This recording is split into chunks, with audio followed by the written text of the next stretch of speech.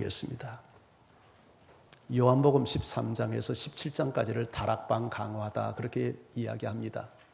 왜냐하면 다락방에서 제자들에게 설교하신 말씀이기 때문에 다락방 강화다 그렇게 말씀을 하십니다.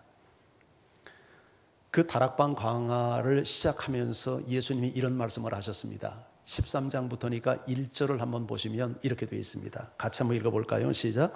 6월절 전에 예수께서 자기가 세상을 떠나 아버지께로 가실 때가 이른 줄 아시고 세상에 있는 자기 사람들을 사랑하시되 끝까지 사랑하시니라. 6월절 전에 세상을 떠나 아버지께 갈 때가 된 줄 아시고 자기 사람들을 끝까지 사랑했다. 지금 이 시점이 6월절 전날입니다. 그러니까 곧 내일 죽는 것을 아시고 예수님은 자기 사람들을 끝까지 사랑했다 그렇게 말합니다. 예수님은 지상 생애를 마무리하면서 해야 할 일이 자기 사람들을 끝까지 사랑하는 일임을 아셨습니다. 얼마나 아름다운 삶입니까? 우리가 세상을 마지막 마무리하면서 사랑해야 할 사람들을 끝까지 사랑하며 간다면 얼마나 복된 삶이겠습니까? 여러분, 우리의 문제는 마땅히 사랑해야 할 사람들을 사랑하지 못한 것 때문에 우리가 불행하고 고통이 있고 아픔이 있잖아요. 여러분의 삶이 마땅히 사랑해야 될 사람들을 끝까지 사랑하는 예수님의 아름다운 삶의 정신을 배울 수 있기를 원합니다. 예수님은 그 사랑의 표현으로 제자들의 발을 씻깁니다. 제자들이 깜짝 놀랐죠. 예수님이 이게 무슨 짓입니까? 어떻게 스승님이 제자의 발을 씻고 주인이 종의 발을 씻는단 말입니까?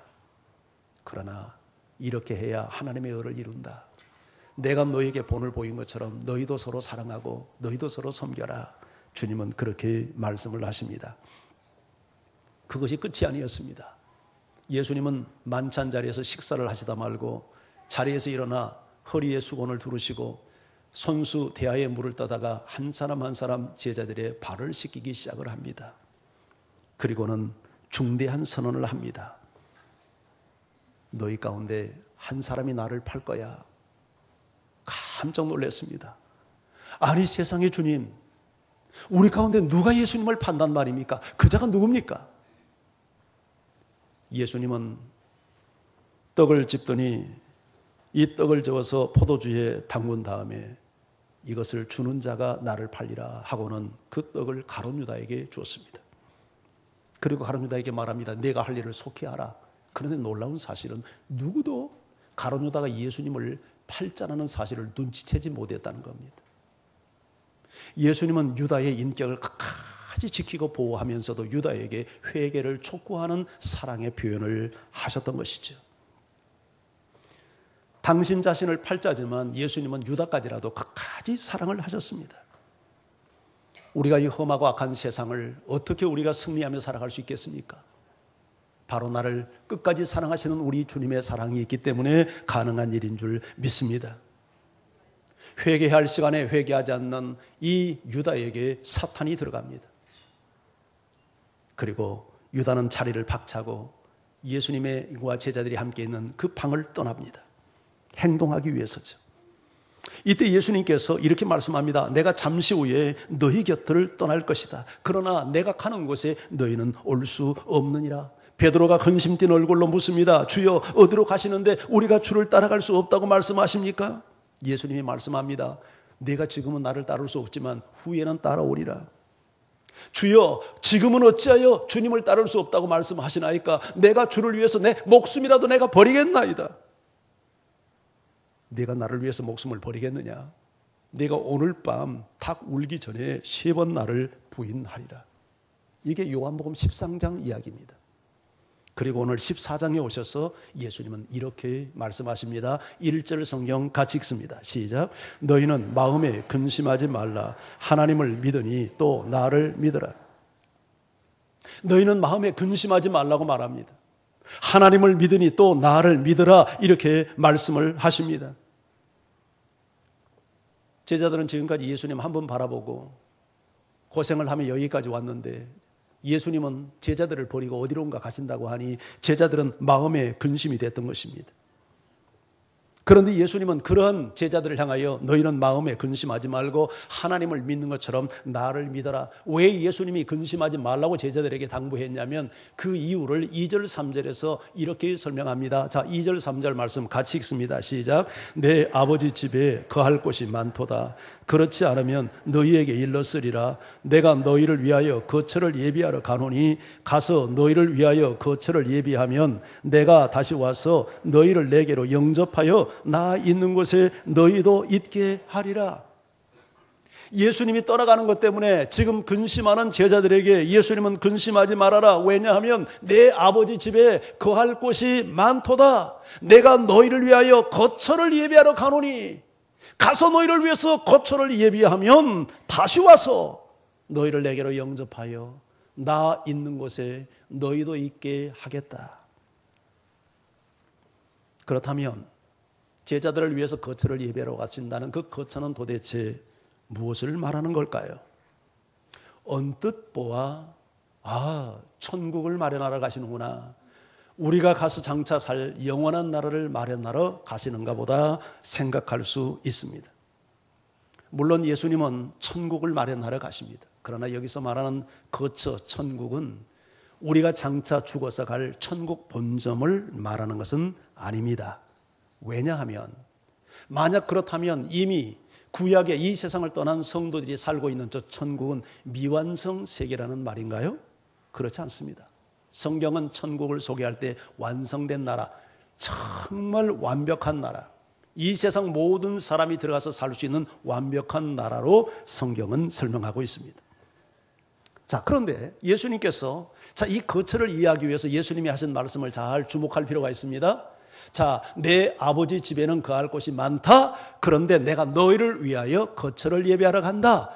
예수님 내 아버지의 집과 너희를 위한 거처를 거의 동일시하고 있는 것을 예수님의 말씀 속에서 우리가 발견할 수 있습니다. 자, 그런데 예수님은 요한복음에서 성전을 가르쳐서 내 아버지 집 그렇게 말합니다. 성전에 들어가셔서 장사꾼들을 향하여서 내 아버지 집은 만민이 기도하는 집이거늘 너희가 강도의 구례를 만들었도다. 성전을 두고 한 얘기입니다. 그러니까 성전, 내 아버지 집, 너희를 위한 거처는 사실상 동의어입니다. 똑같은 장소, 똑같은 곳을 예수님이 다르게 지금 표현을 했다고 이해할 수 있습니다. 자, 그러면 정리를 좀 해봅니다. 내가 너희를 위해서 거처를 예배하러 간다 했을 때 그 간다는 것은 무엇을 의미하는가? 그건 십자가에 매달릴 것을 의미하시면서 하신 말씀입니다.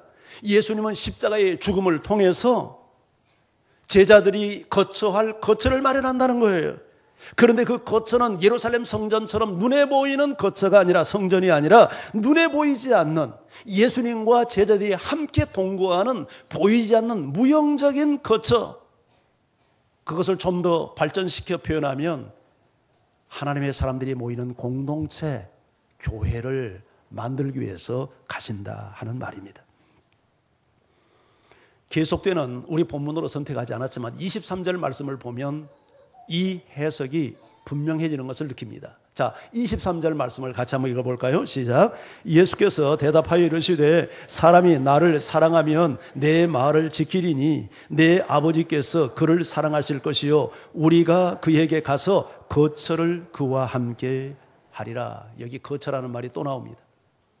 2절에서 내가 너희를 위해서 거처를 예비한다는 말과 여기 가서 거처를 함께 한다는 단어가 같은 단어입니다.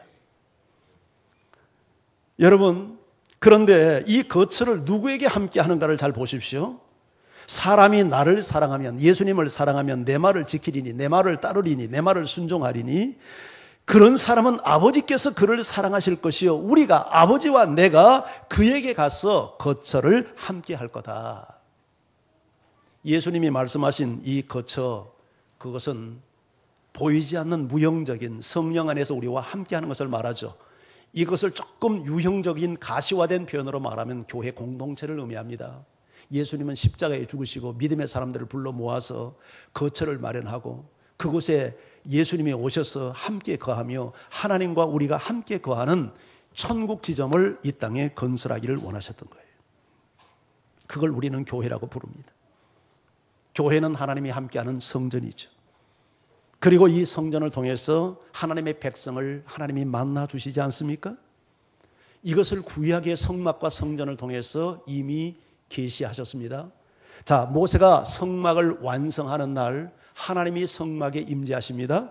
출애굽기 40장 34절 35절 말씀 우리 같이 한번 읽어보죠. 시작. 구름이 덮이고 회막에 덮이고 여호와의 영광이 성막에 충만하며 모세가 회막에 들어갈 수 없었으니 이는 구름이 회막 위에 덮이고 여호와의 영광이 성막에 충만함이었더라. 회막과 성막은 같은 말입니다. 성막은 거룩한 집이라는 말이고 회막은 만남의 집이라는 말인데 성막에서 하나님과 사람이 만났기 때문에 성막을 회막이라고 말합니다. 그런데 회막에 구름이 덮입니다. 그런데 모세가 그 구름이 덮인 것을 보고 두려워서 회막에 들어가지 못했습니다. 이 구름은 우리가 보는 이런 안개구름을 말하는 게 아니라 하나님의 임재와 영광을 드러내는 세키나라고 하는 영광의 구름입니다. 한마디로 성막에 하나님이 임재하셨던 것입니다. 왜 성막이겠습니까? 성막은 천조각입니다. 짐승의 가죽으로 만든 천입니다. 텐트에 불과합니다. 그런데 왜 이처럼 모세가 두려워 떨며 회막에 들어가지 못합니까? 하나님이 함께하는 곳이니까. 그런데 솔로몬이 성전을 졌을 때도 동일한 현상이 일어났습니다. 열왕기상 8장 10절 11절도 우리 같이 읽어봅니다. 시작. 제사장이 성소에서 나올 때에 구름이 여호와의 성전에 가득하며 제사장이 그 구름으로 말미암아 능히 서서 섬기지 못하였으니 이는 여호와의 영광이 여호와의 성전에 가득함이었더라.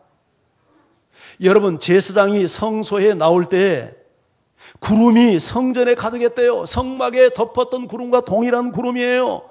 그런데 그 구름을 보고 제사장들이 감히 서서 하나님을 섬기지 못했대요. 왜냐하면 여호와의 영광이 성전에 가득했기 때문에. 영광은 하나님의 임재 그림자입니다. 성막의 성전에 하나님이 임했어요. 이것은 신약의 성전인 교회에 하나님이 함께할 것을 예표하는 내용 아니겠습니까? 여러분, 그래서 내가 가면 너희를 위해서 거처를 예비하고 다시 와서 나 있는 곳에 너희를 영접하여 나와 함께 거하겠다. 우리 예수님은 교회 가운데 함께 계시고 교회에 너희들을 불러 모으겠다 하는 것입니다. 우리 하나님은 무소부재하시죠. 하나님이 안 계신 곳이 없죠. 그러나 하나님은 특별히 교회를 통해서 성전을 통해서 하나님을 만나게 했습니다. 여러분, 구약 성막 시대에도 성전 시대에도 하나님의 백성들이 성전을 통해서 만났어요. 신약 교회도 마찬가지입니다. 신약 시대에도 하나님의 성전된 교회를 통해서 하나님이 하나님의 백성들을 만나고 우리가 하나님을 만납니다. 여기에 교회에 영광이 있는 거예요. 교회는 물론 완전한 사람들이 모이지 않았습니다. 문제 있는 사람들이 모이고 세상의 조롱도 받기도 합니다. 그러나 더불어서 함께 교회를 비판하고 교회를 여러분 깔보고 교회를 함부로 대하면 안 돼요. 왜? 이곳에 완전하지 못하지만 하나님이 임재하는 곳이고 이곳에서 우리는 하나님을 만나고 교회를 통해서 하나님을 만날 때 인생이 변화되고 구원을 체험하고 치유와 회복을 경험하고 수많은 사람들이 교회를 통해서 하나님을 만나 인생의 터닝 포인트를 경험하고 구원을 체험하는 역사들이 얼마나 많이 일어납니까? 여러분, 교회를 사랑하십니까? 사랑하셔야 합니다.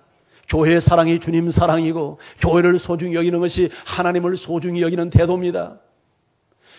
사울이 예수 만나기 전에 교회를 핍박했는데 사울아 사울아 어찌하여 나를 핍박하느냐? 교회를 향한 핍박을 예수님 자신의 핍박이라고 예수님이 받으십니다. 교회를 사랑하는 사람은 주님을 사랑하는 사람이요 교회를 멸시하는 사람은 주님을 멸시하는 사람이 분명합니다. 우리가 믿음이 제대로 됐다면 하나님 중심의 삶을 살아야 되고 신앙이 똑바른 사람이라면 말씀 중심의 삶을 살아야 되고 정말 신앙이 제대로 된 사람이라면 그래서 교회 중심의 삶을 살아야 합니다. 이 교회를 주님이 만드셨고 이곳에 주님이 임재하시고 이곳에서 사람들을 만나시고 인생을 구원시키고 사람들을 변화시키는 지상의 유일한 주님의 일하시는 임재의 공동체입니다. 물론 교회 밖에도 주님은 계시지만 이것을 통해서 우리가 주님을 만나 천국을 경험하고 구원에 이르고 아버지께 가는 여러분 그런 길을 얻지 않습니까? 자, 그렇다면 우리 주님께서 거처를 마련하겠다는 그 거처가 결국 교회라는 얘기죠. 자, 그러면 다시 오신다는 것은 언제 오신다는 건가? 만약 이것을 천국 본점으로 해석한다면 재림이 되어야 마땅합니다. 그런데 만약에 예수님이 다시 와서 내가 너희와 함께 있겠다 하는 이 다시 오심을 재림으로 해석한다면 난제가 생깁니다. 지금 예수님의 제자들은 예수님이 떠나는 것 때문에 두려워하고 있고 근심하고 있고 슬픔 중에 있는데 그 슬픔을 이루기 위해서 하신 말씀인데 오늘 이 말씀이 과연 역사의 먼 언제일지도 모른 자기들이 세상을 떠난 다음에 오실 예수님의 재림이 과연 지금 주님을 떠나보는 것 때문에 근심하고 있는 제자들에게 이게 해답이 될 수 있겠습니까? 이건 해답이 될 수 없어요. 이건 난센스가 되는 거죠. 그러니까 적어도 주님이 다시 오신다는 것은 재림을 두고 한 말은 아닙니다. 주님이 불언관 속히 다시 와서 그들에게 위로가 되어줄 것을 약속합니다. 계속되는 말씀을 보아도 이렇게 해석하는 것이 옳습니다. 자, 18절 말씀을 같이 한번 읽어봅니다. 시작. 내가 너희를 고아와 같이 버려두지 아니하고 너희에게로 오리라. 여러분, 내가 너희를입니다. 지금 너희를 고아처럼 버려두지 않을 거야. 혼자 두지 않겠다는 얘기죠. 내가 와서 너희를 보호할 거야. 너희의 보호자가 될 거야. 그 말 아닙니까? 이것은 신속하게 바로 오신다는 얘기지 재림을 두고 이렇게 말씀하신 건 결코 아니란 말이죠. 계속되는 19절로 보면 더 분명해집니다. 19절 말씀을 읽습니다. 시작. 조금 있으면 세상은 너희는 나를 보리니 이는 내가 살아있고 너희도 살아있겠습니다. 자, 조금 있으면 세상은 나를 다시 보지 못한다고 말합니다. 예수님이 십자가에 죽고 부활하시고 승천하시면 세상 사람들은 예수님을 보지 못합니다. 그러나 너희는 나를 보리니 제자들은 예수님을 볼 수 있다고 말합니다. 왜냐하면 이는 내가 살아있고 너희도 살아있겠습니다. 여러분, 이 본문의 해석을 해석하기 전에 적어도 예수님이 제자들이 살아있는 동안 예수님이 오신다는 얘기 아닙니까? 자, 그렇다면 예수님의 제자들이 살아있을 때 다시 오시면 두 가지로 해석할 수 있습니다. 예수님의 부활과 성령으로 오시는 겁니다. 그런데 예수님의 부활은 하셨지만 40일 있다가 다시 떠났기 때문에 여러분 그 부활이라고 해석하는 것은 또 문제가 생깁니다. 그런데 성령으로 다시 오심, 이것은 완벽한 해석이 됩니다. 예수님은 육신을 가지고 가셨지만 성령으로 다시 오셔서 제자들뿐만 아니라 지상에 있는 모든 교회들에게 함께 하셔서 여러분 우리와 함께 거처를 정하시고 동거하시겠다는 약속입니다. 여러분, 자, 이런 설명이 가능한 것은 요한복음 14장에서 16장 내용이 모두가 다 성령장입니다. 예수님의 성령론이에요. 그런데 앞으로 이제 우리가 계속해서 요한복음 14장, 15장, 16장을 묵상하겠지만 그 내용이 가르치는 것은 뭐냐면 예수님이 성령으로 다시 오셔서 우리와 함께 하시겠다는 약속이에요. 그래서 성령은 우리의 보혜사가 되어져서 예수님이 우리와 함께 계시면서 우리를 돕듯이 이제는 성령으로 오셔서 우리를 돕겠다는 거예요. 그러니 두려워하지 말라는 거예요. 근심하지 말라는 거예요. 그러나 이런 영적 비밀을 알지 못했던 제자들은 예수님이 떠나는 것 때문에 눈에 보이는 현상만을 바라보면서 두려움에 빠집니다. 근심하고 있었던 것입니다. 사실 사람들이 갖는 대부분의 근심과 두려움은 내일을 알지 못하는 미래에 대한 불안 때문에 갖는 두려움입니다. 여러분 그러지 않습니까? 우리가 미래를 잘 안다면, 내일을 잘 우리가 꿰뚫어 보는 믿음의 안목을 갖고 있다면 어떤 환경에 처해진다 해도 두려워하지 않을 것입니다. 그런데 모르기 때문에 두려워하는 겁니다. 며칠 전, 그러니까 지난주 오후 한 4시쯤 아들로부터 카톡이 왔습니다. 미국에서 공부하고 있는 우리 큰아들 말입니다. 파덜.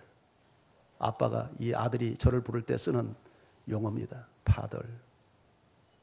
아무 대답이 없어요. Why? 제가 카톡을 보냈거든요. 말이 없어요. 시간이 계속 봤는데, 체크를 했는데 한참 시간이 가다가 죄송해요. 뭐 때문에? 또 답이 없어요. 시간을 체크해 보니까 밤 12시요. LA 시간 밤 12시. 사람 느낌이라는 게 있잖아요. 아니 이 녀석이 이 밤에 밤 12시에 잠도 안 자고 왜 이런 카톡을 보냈을까? 순간 불안한 생각이 들면서 속이 벌렁벌렁해지는 거예요. 제 속이.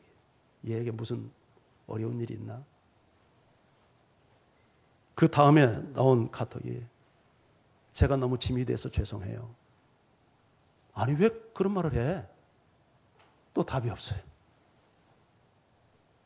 한참 있다가 제가 졸업을 못할 것 같아요.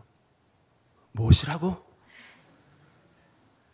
야 이놈아, 내가 너 공부시키려고 쏟아붓은 재정이 얼만데, 내가 그렇게 말은 안 했지만 속으로, 그리고 너 이놈아 공부하겠다고 너 미국 가서 소비한 시간이 몇 년인데, 아니 그렇게 고생하고 졸업을 못한다고? 제가 하늘이 무너지는 것 같았습니다. 그 소식을 듣고 너무 불안해서 견딜 수가 없어서 전화를 했습니다. 영상통화가 연결이 됐어요. 얼굴이 초췌해가지고 사무실에서 전화를 받고 있어요. 그래요. 너 이게 무슨 말이냐? 제가 마지막 학기를 망쳤어요. 아니 마지막 학기를 왜 망쳤는데? 스트레스와 우울증 때문에 공부를 못했어요. 근데 그동안엔 잘했거든요. 교수의 칭찬도 받고, 또 마지막 3학년 마지막 학기 할 때 최고의 작품을 했다고 칭찬도 받았거든요. 근데 논문 학기를 하면서 망쳤다는 거예요. 이해가 안 되죠. 아니 어떻게 그런 일이 있니? 난 상상도 못할 일이다.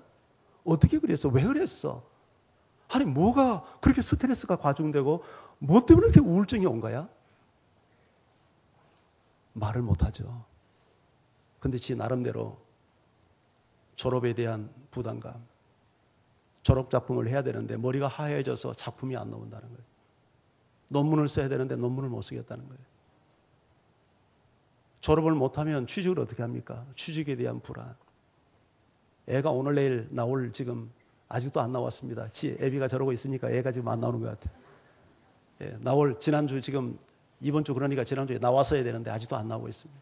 애가 태어나면 먹여 살려야 될 가장으로서의 책임감, 이게 우리 아들 입장에서는 굉장한 부담으로 다가온 것 같아요. 그래가지고 그런 스트레스 때문에 집중을 못한 거예요. 이 건축이라는 게 창조적인 일이니까 아이디어가 떠오르고 이게 번뜩번뜩하고 집중을 해야 이게 좋은 작품을 만들어내는데, 머리가 하얘져가지고 덜 고민하고 스트레스 받느라고 작품이 안 된 거예요. 그래서 어떡하겠습니까? 제가 살살 빌었죠. 야, 주님 의지해야 되지 않니?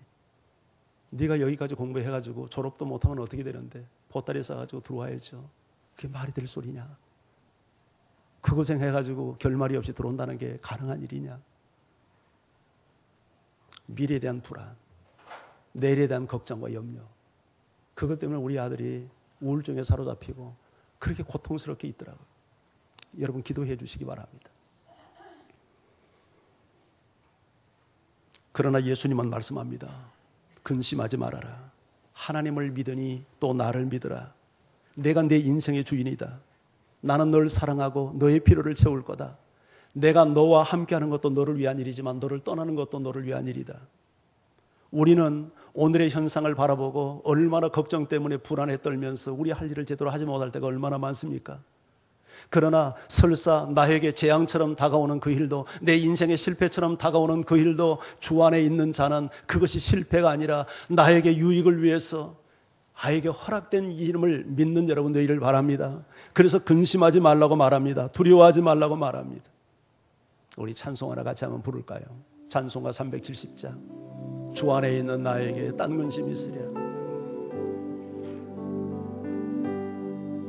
주 안에 있는 나에게 딴 근심이 있으랴. 십자가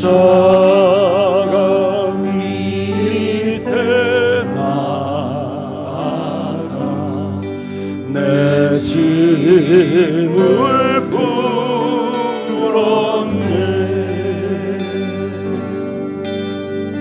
주님을 찬송하면서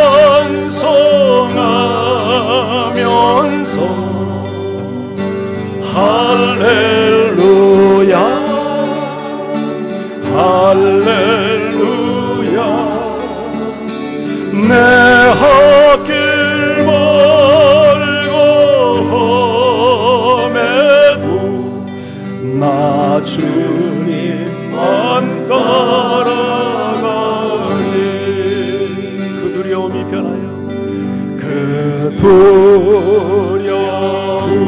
두려움이 변하여 내 기도 되려고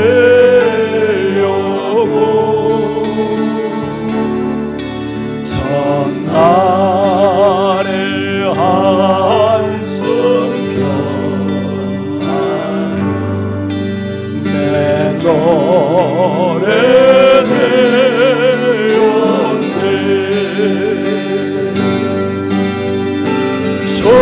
주님을 찬송하면서 할렐루야 할렐루야 내 앞길 멀고 험해도 나 주님만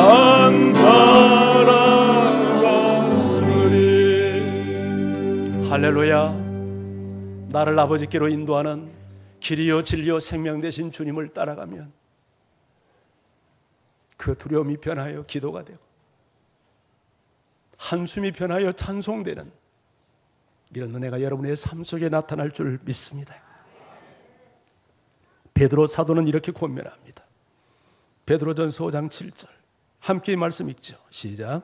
너희 염려를 다 주께 맡기라. 이는 그가 너희를 돌보십니다. 너희 염려를 주께 맡기라. 너희 염려를 던져버리라 이렇게 말합니다. 이유가 뭡니까? 왜냐하면 그가 너희를 돌보시기 때문이다. 주께서 우리를 돌보시기 때문에 염려하지 말라고 말합니다. 걱정하지 말라고 말합니다. 근심하지 말라고 말합니다. 어떤 근심과 걱정 때문에 할 일을 하지 못하고 여러분 좌절하고 있습니까? 여러분의 모든 염려 주 앞에 맡길 수 있기를 바랍니다. 주님이 떠나는 것은 버리는 것이 아닙니다. 그들을 위해서 너희를 위해서 거처를 예배하러 가노니 천국을 예배하러 가노니 아버지의 가는 일을 뚫기 위해서 가노니 수많은 사람들이 주 앞에 갈 수 있도록 내가 내 아버지 집을 마련하기 위해서 가노니 근심하지 말아라. 두려워하지 말라라. 내가 떠나가는 것도 너희를 위한 일이다. 주님은 그렇게 말씀하는 거예요. 일본 회사에 발령을 받아가지고 일본 오사카에 가서 일하게 된 집사님 부부 이야기를 책에서 읽었습니다. 어느 날 3살 된 아이가 이제 부부가 이제 외출을 하려고 이 아이를 데리고 나가는데 아이가 3살이면 막 천방지축할 때 아닙니까? 그 정원에 큰 연못이 하나 있었는데 연못에 그만 빠져버린 겁니다. 그런데 연못이 상당히 깊었던지 누가 연못에 있으면 연못의 깊이가 얼마나 되는지 들어갈 사람이 누가 있겠습니까? 아이가 들어갔는데 보이지를 않는 겁니다.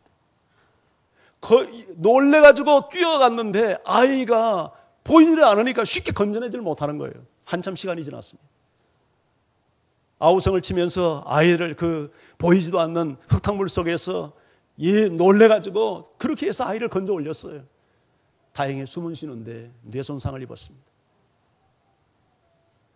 이것 때문에 이 부부는 하나님 앞에 필사적으로 매달려서 기도할 수밖에 없었습니다. 주의 옷자락을 부여잡는 심장으로 하나님 앞에 기도하고 말씀을 붙잡고 그렇게 하나님께 매달렸습니다. 그런데 아이는 변화되지 않았어요. 아이는 달라지지 않았어요. 상처받은 그 뇌는 더 이상 회복되지 않았어요. 그런데 달라진 게 있어요. 부부가 달라졌어요. 부모가 달라졌어요. 자식 때문에 하나님 앞에 기도하는 법을 배웠고 말씀 보는 법을 배웠고 말씀을 읽는데 말씀이 꿀송이처럼 다가오기 시작을 했어요. 아들의 문제로 겸손을 배웠어요. 하나님 의지하는 법을 배웠어요. 그렇게 기도하다 보니까 방언의 은사가 임해서 부부는 시간 가는 줄 모르고 기도하는 부부가 되었어요. 기도하다 보니까 성령 충만이 임했어요. 성령 충만이 임하니까 복음을 사람들에게 내 인생을 변화시킨 예수님을 사람들에게 말하기 시작을 했어요. 아무리 힘들고 어려운 사람을 붙들고도 자기 이야기를 하면서 간증을 하며 복음을 전하면 모든 사람들이 할 말을 잃었습니다. 그러면서 당신이 그렇게 힘든 삶을 이길 수 있도록 힘주신 여호와 하나님이라면 나도 그 하나님 한번 믿어보겠나고 그 두 사람의 간증을 통해서 많은 사람들이 예수 앞에 돌아왔습니다. 여러분, 자식이 뇌손상을 당하는 이런 치명적 사고를 통해서 자식은 변화되지 않았지만 부부가 변화되고 부모가 변화되고 그들에게 있어서 그 자녀를 간호하는 것도 예수님을 만나니까 더 이상 힘들거나 두려움이 되지 않았대요. 두려움이 변하여 기도가 되고 전날의 한숨이 변해서 찬송이 되었다는 간증을 하고 있습니다. 우리가 예수님 만나면 왜 이런 삶을 살아갈 수 있을까요? 그 이유를 6절에서 예수님은 이렇게 설명합니다. 자, 6절 성경 같이 읽어봅니다. 시작. 예수께서 이르시되 내가 곧 길이요 진리요 생명이니 나로 말미암지 않고는 아버지께로 올 자가 없느니라. 내가 아버지께로 가는 길이다. 내가 천국 가는 길이다. 예수 만난 사람은 길을 만난 사람이요, 인생의 길, 천국 가는 길, 영원한 길. 얼마나 많은 사람들이 길을 잃고 헤매고 방황하며 삽니까? 우리가 과거에 그렇게 살지 않았던가요? 그런데 예수님을 통해서 우리는 길을 만났습니다. 아버지께로 가는 길, 천국 가는 길, 행복의 길, 사람답게 사는 길, 진리를 따라 사는 길, 생명을 얻는 길. 원문 성경에는 내가 길이요 이렇게 안 되어 있습니다. 원문 성경에는 해라고 하는 정관사, 영어로 말하면 더라고 하는 정관사를 사용을 해서 내가 그 길이요 그 진리요 그 생명이니, 정관사 여기서 a way가 아니라 the way는 유일성을 의미합니다.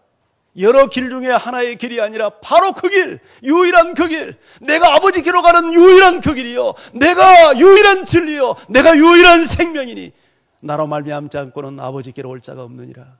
아멘. 이런 사람은 예수님을 통해서 근심 걱정을 해결하고 여러분 천국을 경험하고 새로운 인생을 살아가는 겁니다. 전 세계 132개국에 2억 4천만 명이 시청을 하고 있는 미국의 오프라 윈프리 쇼, 그 사회자가 오프라 윈프리 여사입니다. 방송인들에게 가장 명예롭고 권위 있는 에이미상을 30회나 수상을 했고 TV 아카데미 명예의 전당에 그 이름을 올렸습니다. 그녀는 인종과 성의 장벽을 뛰어넘어 성공한 대표적인 스타로 지목받고 있습니다. 그런데 그녀의 과거는 정말 기구했습니다. 지독히도 가난했던 미혼모 밑에서 아비도 모르는 채 태어나 외할머니 손에서 자랍니다. 14살에 삼촌에게 성폭행을 당해서 임신을 하고 아이를 출산합니다. 그런데 태어난 지 2주 만에 아이가 죽습니다. 이 충격으로 그녀는 가출을 했고 마약에 손을 대면서 지옥 같은 폐인이 되어 인생을 삽니다. 거식증에 사로잡혀 음식을 먹어대니까 몸무게가 107kg까지 불어났습니다. 그런데 이러한 그녀에게 길 되신 예수님이 찾아오셨습니다. 진리 되신 예수님이 찾아오셨습니다. 생명이신 예수님이 찾아오셨습니다. 그의 육신의 아버지를 통해서 찾아오셨습니다. 예수를 만나 변화된 육신의 아버지를 통해서 길이요 진리요 생명이신 예수님이 오프라 윈프리에게 찾아왔습니다. 그리고 방탕하고 있는 딸에게 자기 인생을 변화시킨 예수 그리스도를 소개했습니다. 교회로 사랑하는 딸을 인도했습니다. 책을 읽게 했습니다. 특별히 성경을 읽게 했습니다. 말씀을 암송하게 했습니다. 그때까지 오프라 윈프리는 책을 읽지 않았습니다. 처음 해본 일이었습니다. 그런데 이것이 그녀의 지적 호기심을 자극했고 삶을 즐거움으로 인도했습니다. 열심히 공부했습니다. 이런 변화가 그녀의 나이 19살에 찾아왔습니다. 그 이후에 네시빌 TV방송국에 취직해서 흑인 여성 최초로 뉴스 앵커가 되었고 3년 후에는 좀 더 큰 TV방송인 볼티모어 TV방송국의 6시 저녁 뉴스 앵커가 되었습니다. 1984년 3년 시카고에서 시청률이 가장 낮은 아침 토크쇼 담당을 했는데 점진적으로 오프라 윈프리가 이 토크쇼를 진행하면서 시청률이 증가되더니 나중에는 전 세계 1억 4천 명이나 그 프로를 시청하는 대성공을 이룬 오프라 윈프리쇼를 인도하는, 그것도 2011년 5월까지 28년 동안 한 프로를 인도하는 토크쇼의 여왕이 됐습니다. 2005년에는 세계에서 가장 영향력 있는 명사 가운데, 백인의 명사 가운데 한 사람으로 뽑혔고 2013년도에는 세계에서 가장 영향력 있는 유명인사 100인 가운데 한 사람이 되었습니다. 어떻게 마약에 손을 대서 폐인처럼 버려진 그녀, 공부도 하지 못했던 그 소녀가 어떻게 저는 세계적인 명사가 되고 유명인사가 될 수 있었겠습니까? 길이요 진리요 생명이신 예수, 그 예수를 만난 이후에 찾아온 혁명적인 변화, 상상할 수 없는 변화였습니다. 어둠의 인생이 빛의 인생으로, 지옥과도 같았던 그의 인생이 천국의 삶으로 변화되는 변화였습니다. 그러나 이것이 어찌 그녀만의 고백일 수 있겠습니까? 우리가 예수를 만난 모든 사람, 이런 고백이 여러분에게도 우리에게도 일어날 줄 믿습니다. 가능한 고백인 줄 믿습니다. 왜냐하면 예수는 하나님이시기 때문입니다. 여러분, 7절 성경을 우리 같이 한번 읽을까요? 7절 말씀 함께 읽습니다. 시작.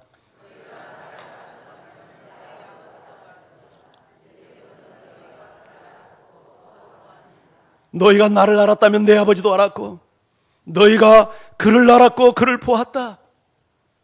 너희가 나를 안다면 하나님을 알고 하나님을 보았고 하나님을 만난 사람이다. 왜? 내가 하나님이니까, 내가 하나님의 아들이니까, 내가 하나님이니까. 그런데 빌립은 예수님의 말씀을 이해하지 못하고 이렇게 뚱딴지 같은 질문을 합니다. 8절에서 빌립이 이르되 주여 아버지를 우리에게 보여주옵소서, 그리하면 족하겠나이다. 예수님이 9절에서 이렇게 답변합니다. 같이 읽어보죠. 시작. 예수께서 이르시되 빌립아, 내가 이렇게 오래 너희와 함께 있으되 네가 나를 알지 못하느냐? 나를 본 자는 아버지를 보았거늘 어찌하여 아버지를 보이라 하느냐? 빌립아, 이 친구야, 내가 이렇게 오랫동안 너와 함께 있었는데 나를 알지 못하느냐? 이 말이 무슨 말입니까? 내가 너와 함께 있으면서 하나님의 아들됨의 증거, 하나님의 증거를 얼마나 많이 보였느냐? 그런데도 나를 알지 못하느냐? 나를 본 자는 아버지를 보았거늘 어찌하여 또 아버지를 보이라 하느냐? 내가 아버지를 이 땅에 보이기 위해서 이 땅에 온 하나님의 계시자가 아니냐? 내가 하나님의 독생자가 아니냐? 내 안에 은혜와 진리가 충만하지 않더냐? 예수님은 인간의 몸을 가졌지만 하나님만이 할 수 있는 일을 행하셨죠. 요한복음의 7가지 기적이 다 하나님을 증거하는 기적들 아닙니까? 여러분, 물로 포도주를 만드셨습니다. 인간이 할 수 있는 일이겠습니까? 한순간에 여러분, 불가능한 일입니다. 38년 된 병자를 예수님 말씀 한마디로 치료하셨습니다. 보리떡 5개와 물고기 2마리로 5,000명을, 그것도 장정 5,000명, 장정만 5,000명을 먹이는, 그리고 12바구니를 거두는 기적을 행했습니다. 무리를 예수님이 걷습니다. 바람과 바다를 잔잔케 합니다. 죽어서 나흘이나 되어 무덤 속에 들어있는 나사로를 명령 하나로 살려냅니다. 여러분, 귀신을 내어줬습니다. 이것이 사람이 할 수 있는 일입니까? 이렇게 많은 증거들을 보면서도 아직도 나를 알지 못하여 아버지를 보이라 하느냐? 나를 본 자는 아버지를 보았거늘 내가 하나님인 것을 알지 못하느냐? 왜 예수를 믿으면 우리 인생이 변화될 수 있습니까? 왜 예수를 믿으면 아버지께 갈 수 있습니까? 왜 예수를 믿으면 우리가 천국 생활이 가능합니까? 왜 험한 세상 속에서 천국 지점을 경험하며 세상을 이길 수 있는 힘과 능력을 왜 얻을 수 있습니까? 예수님은 하나님이니까요. 예수님은 하나님이니까요. 그 하나님이 지금 나와 함께하고 계시니까요. 그 하나님이 성령으로 당신과 함께하고 계시니까요. 눈을 여세요. 마음을 여세요. 그 주님을 바라보세요. 우리 인생 변화될 수 있어요. 예수 믿는다고 내 환경이 다 이병철 씨처럼, 이건희 씨처럼 부자 되는 건 아니에요. 예수 믿는다고 당장 암이 안 낫는 건 아니에요. 그러나 우리는 암을 이길 수 있어요. 가난도 이길 수 있어요. 환경도 이길 수 있어요. 그것이 예수 믿는 자의 능력이에요. 그것이 예수님께서 우리를 위해서 준비한 거처에서 누리는 은총이에요.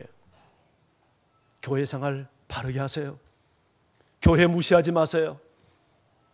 교회를 사랑하세요. 교회가 잘 되도록 헌신하세요. 은사를 쓰시고 직분을 활용하세요. 비토 세력 되지 마세요. 아웃사이더 되지 마세요. 인사이더가 되세요. 교회 안에 오세요. 기둥이 되세요. 주의 종에게 순종하는 사람 되세요. 반드시 하나님 당신에게 복 줄 줄 믿습니다. 왜냐하면 교회를 통해서 우리 주님은 사람들을 만나시고 지금도 사람을 살리는 일을 행하고 계세요. 교회처럼 많은 사람들을 변화시키고 운명을 바꾼 일이 어디에 있어요? 경찰이 사람을 바꿨습니까? 감옥이 사람을 바꾸던가요? 그래서 김구 선생은 세계 경찰서를 짓는 것보다 하나의 교회를 짓는 것이 사람을 변화시키는 능력이라고 말하지 않던가요?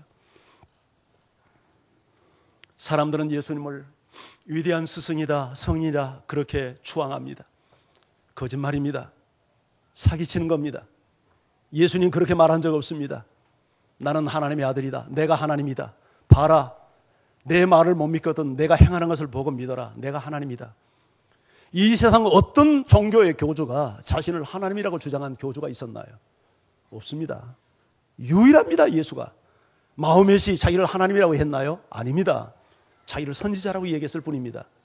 여러분, 석가모니가 자기를 신이라고 했나요?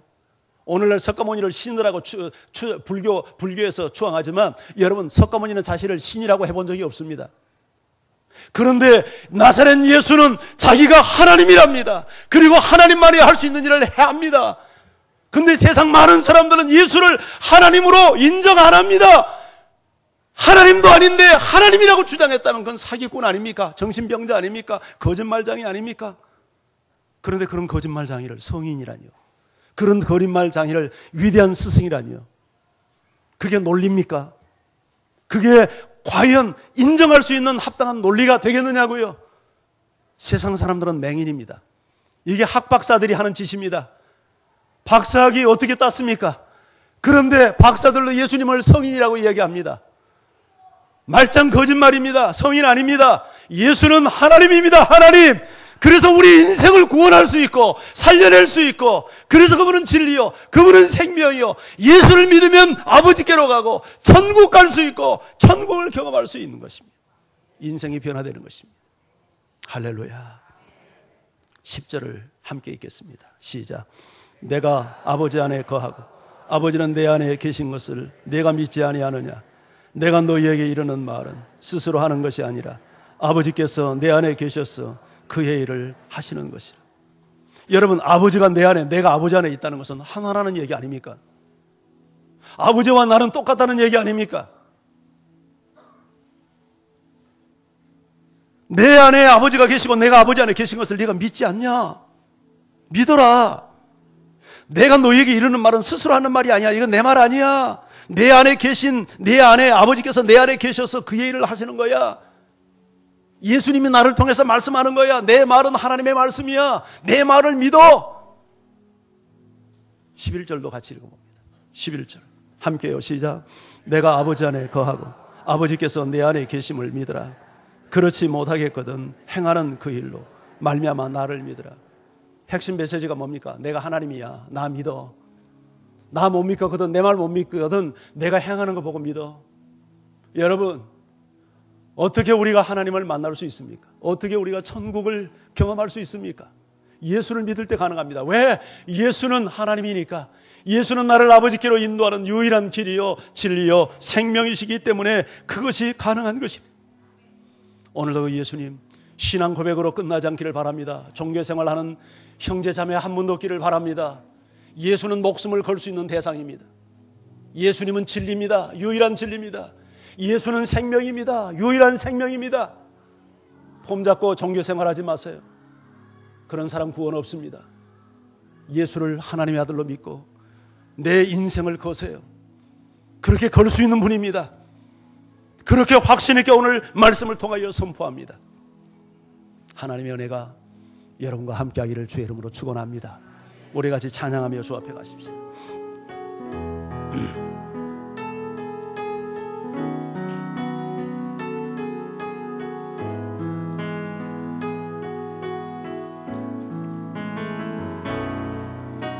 빛 대신 주 어둠 가운데 비추사 내 눈 보게 하소서. 예배하는 선한 마음 주시고 산소만이 되시네.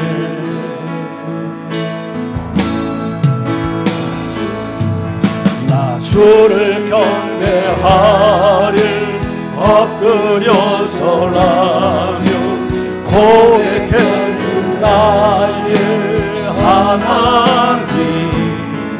오 사랑스런 주님 존귀 존귀한 예수님, 아름답고 놀라우신 주,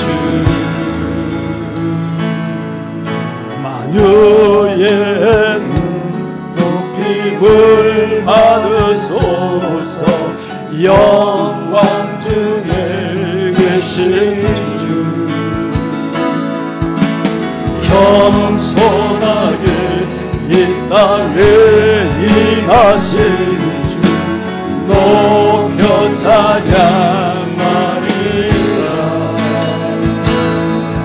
나 주를 경배하리 엎드려 절하며 고백해 주 나를 하나님.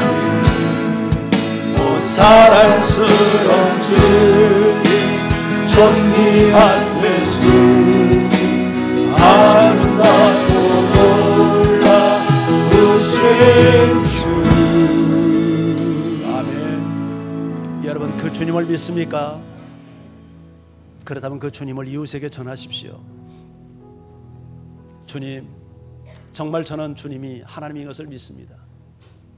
제 인생을 아버지께로 천국으로 인도하는 유일한 길이요 진리요 생명인 것을 저는 믿습니다. 하나님을 믿으니 나를 믿으라. 근심하지 마라. 저는 주님을 믿기 때문에 모든 염려를 던지겠습니다. 주께서 제 인생을 케어하심을 저는 믿습니다. 그리고 저는 이 주님을 내 이웃에게 증거하는 삶이 되겠습니다. 이 시간 다 같이 우리 기도하며 주 앞에 함께 나가겠습니다.